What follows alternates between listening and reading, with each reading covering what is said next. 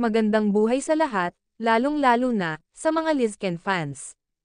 Liza Soberano, nag-love sa kanyang Instagram account kanina lang 8 PM ng gabi.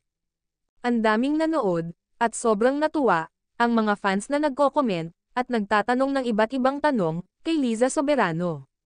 Ang babaeng maganda na, mabait pa, ayon pa sa isang tagahanga nito, si Liza Soberano daw, she has all the charm, that you can't resist.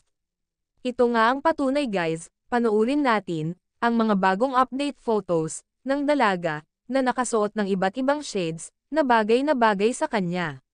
At panoorin din natin, ang mga iba't ibang post, ng dalaga, na tiyak na magugustuhan din ninyo.